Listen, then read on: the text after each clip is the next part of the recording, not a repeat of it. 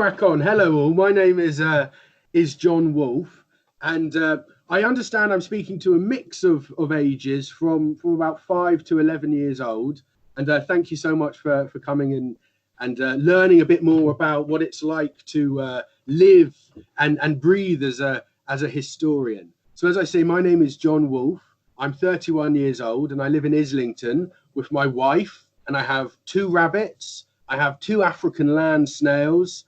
I've got lots of different fish, and I also have a cat named Paul as well. And I spend my time working in London, working in my home, surrounded by these wonderful animals. So what is my job? What does it mean to be a historian? What do I do? Well, essentially, my role is to go and delve into the past, looking at people who lived in ages long ago, to find interesting stories that help tell us something about the period in which they lived. And for me, it's all about those interesting stories. Oh, hello, I think we're joined by someone else as well. I can hear talking in the background. Hello, welcome. So I was just saying, my life as a historian is about delving into the past, finding interesting stories about people who lived in times long ago. And I'm going to give you an example of one of those stories that I found. Now, when I say finding, I should clarify, that means I go into libraries, it means I read lots of different books, and I spend my time in archives as well, where you have materials, newspapers, posters that really illuminate and tell us something interesting about ages long ago. So let me share with you one story that I discovered when I was researching life in the Victorian age, which is really my specialty. The Victorian age was the time when Queen Victoria was on the throne in the 19th century or the 1800s. And as I was doing my research, I came across this very small biography about a man that actually lived in the 17th century. So not in the 19th century at all, but in the 17th century. And as I was reading this story, my eyes were sort of wide open, and I was fascinated because I learned that in 1626, there was a massive party was being held in a royal palace. And you had King Charles I, King of England, and his wife, Queen Henrietta Maria, who came from France. And they were having this big banquet. There was this big party. There was lots of theatricals, music, glorious, lovely food. Everyone was having a good time. And at the height of this banquet, suddenly trumpets blared, and 2 footmen entered this banqueting hall carrying a pie. Yes, you heard me, a big pie. It was about 2 feet high and 2 feet wide. And the guests were slightly confused as this pie was placed before the Queen, Queen Henrietta Maria. And as she stared down at this baked good, suddenly it begins to move.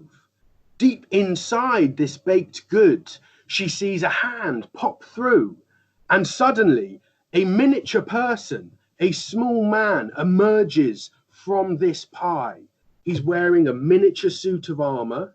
He's 18 inches tall, so very, very small. He's 7 years old, and he's named Geoffrey Hudson. And Geoffrey Hudson comes out of this pie. The Queen is mesmerized. She's shocked. Everyone's laughing. He marches up and down this banqueting table, waving his flag, and he returns to the Queen and takes a low bow. Now, as I said, this man was called Geoffrey Hudson, and he had this really fascinating life. He was a person of short stature, which meant that he, unlike adults who grow to a certain height, he was much shorter than your average adult. And for the King and Queen, they saw him as a sort of curiosity, as an entertaining pet, if you like, although, of course, he was a real human being. And he went to live with the King and Queen. The Queen loved him. She cared for him. He learnt how to shoot. He learned to perform in different plays. And he spent most of his life with the Queen. You then had the English Civil War, and Geoffrey Hudson escapes London with the Queen as the parliamentarians wanted to get the King and Queen out of power. Now, why is any of this interesting? What's this all about? A man in a pie who lives with the Queen? Well, for me, firstly, there's an interesting story there, a human story. But it's also interesting because it tells us something about the period in which Geoffrey lived. And a lot of my interest is in what we'd call disability history.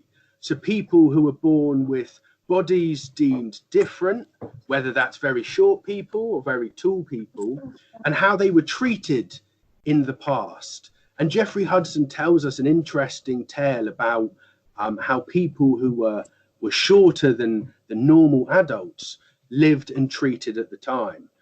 And a lot of my research is looking at the phenomenon of what they call freak shows, which is the display of people who are deemed different by society. Men, ladies with beards, for example, or very fat men, or very small men, or very tall men, and how they were put on display for entertainment and for people to make a living. And so my job as a historian is to find interesting stories like that, human stories, and tell those stories and ask myself, what do those stories tell us about people who lived in times long ago? So that's where my fascination with history comes from. That's what my kind of day job is. And I do that by going through books, being in archives, speaking to other historians. And then when I've got these stories, I then have to tell other people about them. So how does a historian tell other people about the stories they've come across? Well, I've done that by writing a book. So I've written my first book called The Wonders, Lifting the Curtain on the Freak Show, Circus and Victorian Age. And in that, I look at all these amazing forms of entertainment. I'm sure many of you have been to a circus. So I look at the history of those circuses. But I also kind of disseminate or spread my history and the stories I found through audible books as well, where you can listen to the history on your computer or on your phone. And I recently co-wrote Stephen Fry's Victorian Secrets, where we looked at all the different secrets of the 19th century. One of my favorites being a story of a group of people called Toshers who used to live by the River Thames in London. And it was their job, it was a little nasty, but it was their job to go through the sewers of London, sifting through all the human waste and frankly the poo of the city to try and find bits of gold and coins that they could sell for a profit. So it was one of the sort of most horrible jobs in Victorian England. And so I found that story and we told that story through audible books, which is another way that historians can tell their tales. I also write articles, I do a bit of radio and a bit of television as well. So that's essentially what I do in a nutshell. And I also kind of do a bit of teaching. So I work with people in secondary schools and I teach people at a university level as well, lecturing about London. And in the evenings, I spend my time in local politics. I'm a local councillor. So I'm involved in how local services are delivered to people in my local area. And so, that's kind of my life in a nutshell. I hope there's something interesting there. I realize I've been talking for about 10 minutes now, so I'm very happy to answer any questions that you might have about my life, about the Victorian age, about some of the stories I've come across. Ask him what he likes best about his job.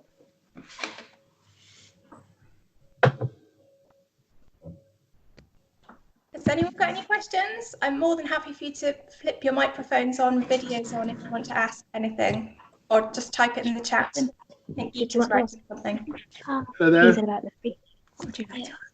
the Greatest Showman, but is that about the Greatest Showman? Or about the people who look through it? About the Greatest Showman? Okay. Oh, it's okay. Just send it. Oh.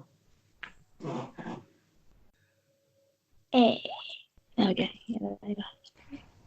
Don't worry. Hello. Hello. Hello. Don't know what to ask. Because what was the greatest showman? Would you like to say? Tell me, and I'll say. Tell me. You want to know about The Greatest Showman? Yeah, was it like the freak shows that was it like the freak shows that you said about? Absolutely, exactly. Like, great question. So we've all probably seen The Greatest Showman, have we? And heard the great songs of The Greatest Showman. And you have there the bearded lady, and you remember the conjoined twins as well. Well, that's all based on true history, and that's exactly what I study: the true story of the freak shows and that form of entertainment. But you know, it's quite funny, that film, because it's a great film, and we love the music, but some of the history is not exactly truthful. So P.T. Barnum, for example, that great showman, although he was an important figure in the entertainment world, he was also quite a mean man at times. And when he was much younger, in the 1930s, he actually displayed a very elderly lady named Joyce Heth, who was a slave, and she was in her 80s. So she was like the age of my grandma. And he displayed her all around the northeast of America, claiming that she was 161 years old and the nurse of George Washington, the first president of America. And unfortunately, Joyce Heth actually died while she was being displayed by P.T. Barnum. And P.T. Barnum made quite a lot of money out of her death. Now, that story's not in The Greatest Showman. And so in many ways, you know, while it's a great musical, some of the true history is missed. But certainly that world of the freak show and displaying people who were different at the time, Barnum was a key figure of that. And it's important to note that the freak show attracted everyone. So you had Queen Victoria. She really liked freak shows, and she would have people who were known as dwarves or people of short stature go round to Buckingham Palace to perform in front of the Queen. And on one occasion, there was this young person, he was only 6 years old. He was known as General Tom Thumb, and he was 25 inches tall, so very, very small. And he went round and he performed to Queen Victoria. And during his performance, Queen Victoria's dog started chasing him. He was scared by Tom Thumb. And Tom Thumb removed a small ceremonial sword and started battling with Queen Victoria's dog to scare the dog away. And she found this absolutely amazing. She loved it. Everyone was in hysterics. And it was thanks to Queen Victoria's love of the freak show that it became such an important part of entertainment in the 19th century. So, you know, for us, we think about like football or film or cinema as being our form of like real popular entertainment. But for the Victorians, it was actually the freak show. Seeing people conjoined or women with beards was a pastime enjoyed by many. It's a great question. It's a great film, The Greatest Showman, but the history is a little bit more complex. Thank you. Thank you. Pleasure. John, I don't know whether you've got your chat open, but there's a few questions that have popped up there as well. Oh, are there? Let's have a look. Or I can read them out. Don't mind. I've seen one from Edward. Why was Jeffrey so small? Yep, so I think that's Jeffrey Hudson at the start, who was... Yes, so Jeffrey Hudson, he had a deficiency of growth hormone. So for most people, our pituitary gland produces a lot of growth hormone, which makes us, you know, much taller and big and strong. But for some people, this gland doesn't produce the right amount of hormone, and that stops people growing. So Jeffrey, it meant he didn't have the necessary growth hormone to ensure that that he would grow up to an average height, which meant that he remained so small for so long. I also see here from a question, what do you like most about your job? And I think for me, if I'm totally honest, the thing I love about my job is that I can work from home. I don't think you can see them, but I've got 2 rabbits that I work with in my room called Tallulah and Bobby. And I love reading my books. I read a lot of history books with my 2 rabbits, Tallulah and Bobby, running around. And that's what brings me so much joy. Reading history, learning about the past, but with lots of animals around me. Can we see your rabbits? I'll see. Do you want me to see if I can get one? What did he say you enjoyed the most? Yes, working from home with his rabbit. Oh, the rabbit. So this is Tallulah. I don't know if you can see her. Can we see her? She's a very friendly rat. She likes history as well. She's very friendly. Oh, that's And she's now, slowly, she's becoming friends with my cat, Paul. I've got a black cat called Paul, and they're good friends. So this is Tallulah, and she often join me as I'm reading history. I see here now another question. Have you ever come across ruins of Victorian carriage? I can't see the rabbits. Sorry. Ruins of Victorian carriage? I don't think I have. Ruins of Victorian carriage. All right, I'm going down. How did Geoffrey get in the pie without getting cooked? That's a great question. So the pie, luckily, was cold. We learned that they baked the pie and they let it cool down before Geoffrey squeezed into the pie at the bottom. So luckily, he was not heated or cooked in the pie. And believe it or not, at that time, it was actually quite common for people to put various surprises in pies. So you might have had a young person, like Geoffrey Hudson, placed in a pie as a surprise, but you might also have blackbirds as well that were sometimes put in pies. What was it like for Geoffrey? I see Martha has it. I'm going through all of these. What was it like for Geoffrey? So Geoffrey's he actually came from a family of poor butchers. So before he went to the royal courts, his life was quite difficult. But when he went to live with the Queen, suddenly he was in the center of royal life, in the Queen's inner sanctum. And he actually had a very good time living with the King and the Queen, and he was well treated. But life for Geoffrey, and I didn't say this before, but it did become quite difficult because people still were quite mean to him because of his size, just because he had a body that wasn't like everyone else's. They sometimes were mean and they bullied him. And so Geoffrey found that very difficult. And one time in particular, he actually fought back and someone was really, really mean to him. And he actually, he shot him, which was, not nice at all either. And because of that act, Geoffrey was banished from the court. And so he left the court of the King and Queen.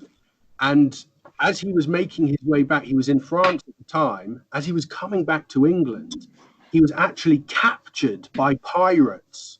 Can you believe it? He was captured by Barbary pirates and he was made a prisoner for 25 years. So the later part of Geoffrey's life, he actually lived in the north of Africa as a prisoner. So Geoffrey had a really difficult life. But when he was with the King and Queen, he was quite well treated. Now I see Martha has a question when I have a moment, and I have a moment now, Martha. So did you want to ask me a question? Did treasure come off pirate ships? Did what, sorry? Did treasure come off pirate ships? Did treasure come off pirate ships? Is that your question? It's a good question. Lots of people thought it did. And often you would have pirates who would go onto other ships to steal their various goods. And the pirates managed to amass a lot of gold, a lot of coinage, and they could make quite a lot of money. They were pretty bad though, pirates. They could be quite violent. and they were a big problem for many years. Now, the idea of buried treasure, I'm not so sure. That's a little bit of a myth, but there was certainly lots of money on a number of pirate ships. Luna, okay?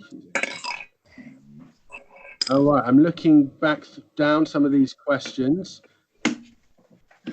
Nicholas is asking, how did Geoffrey escape from London without being seen by the parliamentarians? Another good question. So, as I said, at the time, you had the English Civil War. So lots of parliamentarians, people wanted power to be in Parliament, power for the people rather than power for the King and the Queen. And it all got quite violent. And the King and Queen had to escape at night. And Geoffrey escaped with the Queen without anyone seeing at night time. And they went to France. They went in hiding in France.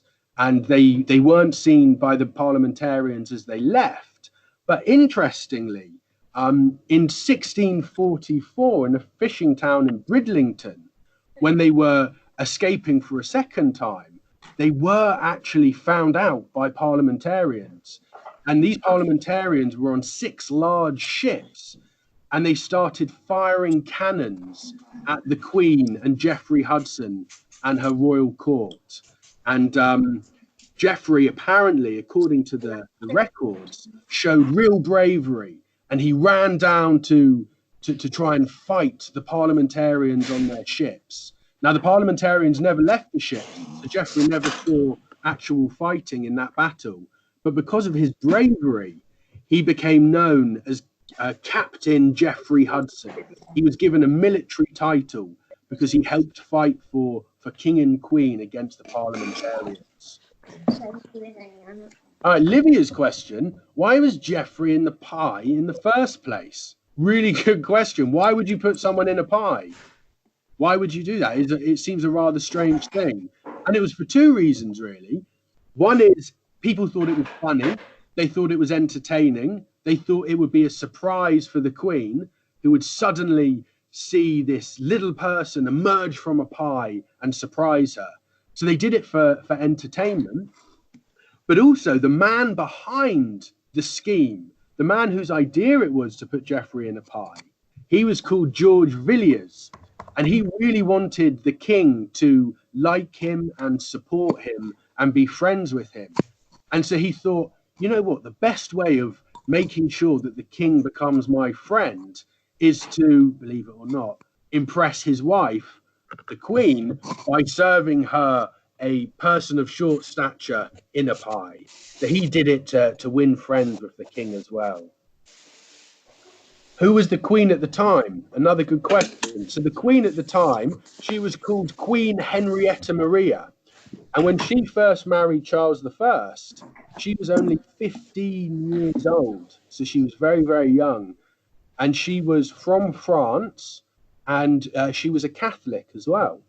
And so when she came to England, she was only 15 years old to marry the King of England. So it was quite scary for her. She found herself in a different country in England, away from her family and friends. And also at the time, England was a Protestant country, a slightly different form of worship in Christianity. And so she felt quite isolated and alone when she came to London. But it was thanks to Geoffrey Hudson that she had and found a companion. And she actually kind of emerged as a very strong and powerful woman who did a lot for the king, and they developed a very close relationship. So she was a very interesting person. I now see, why did the pirates capture Geoffrey? Another really good question. And the truth is, we don't really know why the pirates decided to capture Geoffrey and why they kept him in prison for 25 years. Some of the records say that they captured him to put him to hard work. So they made him work really hard to help build things for them in the north of Africa. But it's not really clear why. Sometimes pirates would capture people for what they called ransom. So they'd capture an important person and they'd say, well, we'll release this person if you give us some money. So there was possibly they wanted him to get some money in return for Geoffrey. I've now seen a question: were there any pandemics at the time? And of course, that's a very pertinent question. And yes, there were. And that's the thing about what we're living through at the moment is, believe it or not, it's happened a lot in the past. And in the 19th century, where I've done a lot of my research, you didn't necessarily have pandemics like we're having now. But I was telling you my job is to find interesting stories. And one story that I thought was quite interesting was in 1858. And if anyone's in London or has been to London, you'll know about the River Thames, the big river that runs through London. And in 1858, that river got so smelly. It was really stinky because everyone was throwing in their sewage and their human waste into that river. And then it became summer. So suddenly it was really hot and it was very stinky. And you had what was known as cholera epidemics, and people were dying because of cholera. And the authorities thought, we can't have it like this. It's too smelly. It's too dangerous. And they started to construct these big sewers underground, which helped to clean up the River Thames. So, we have had through the past different pandemics where all of us have experienced, times when we've had to make personal sacrifices for the greater good. And that was certainly true in the past as well. Were the pirates giving Geoffrey food? I've just seen come up. I've just seen a question from Emma. I think thank you so much for your questions. We're going to let John get back to my history. Okay, well, look, I think that's the end of it. Just to say, were the pirates giving Geoffrey food? Yes, they did feed him. So, look, thank you all so much for joining me. If you have any other questions or you want to know more about the work that I do, you can always contact me. I've got a website, johnwoolf.co.uk. You can learn more about what I do, and I'd be very happy to answer any further questions you might have. I want to say thank you very much to Emma as well, who's put this all together. It's a really nice opportunity to speak to you all and talk about history and show you Tallulah as well. Yeah, thank you so much for giving us your time, and it was really interesting. So thank you very, very much. Pleasure. Thank you everyone for joining us as well. Thank you so much. Brilliant questions. So brilliant well done, questions. little historians. Future historians, absolutely. Yeah. Take care, everyone. Bye. Bye. Thank you, Emma. Bye.